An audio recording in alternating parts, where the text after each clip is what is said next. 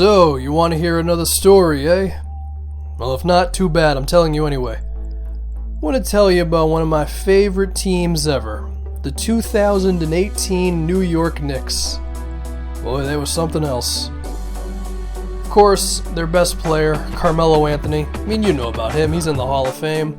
On that Knicks team, boy, it was great. They had him running across screens, they had him running all across the court trying to get open.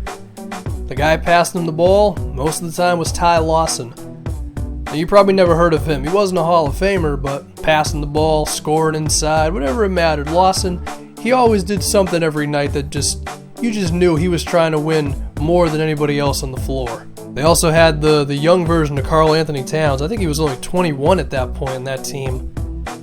And he definitely had not hit his prime yet, but you could already see flashes of just how good he was going to be. I mean, I think this was only 2 years before his MVP season. The funny thing is, Towns and Lawson, they really didn't love each other too much, but you know what?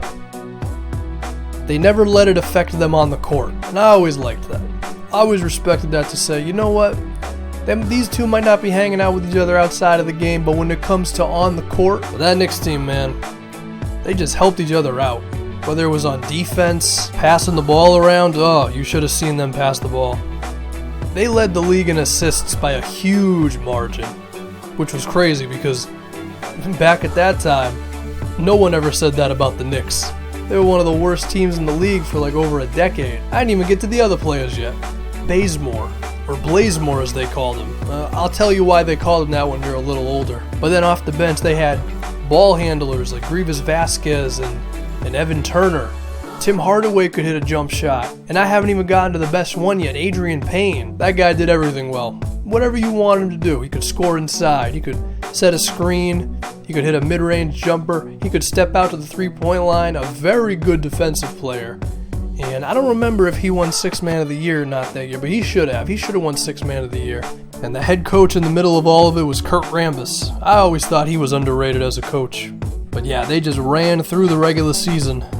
The only team who had a better record than them in the East was the Toronto Raptors, who had James Harden, who may have been the best player in the league at that point. But man, it was just the whole season, those two teams, the Raptors and the Knicks, it was killing everybody. And we knew everybody was just waiting for it to be a collision course with those two teams, because actually the defending champion Chicago Bulls, they had a down season. It seemed like they just didn't have it. I think the grind got to them, and the Cavaliers, LeBron, he just wasn't the best player no more. It was Kyrie Irving. Kyrie was better than LeBron at that point. And it seemed like the Cavaliers really struggled with that. But in the first round, you know who the Knicks got in the first round? The Philadelphia 76ers.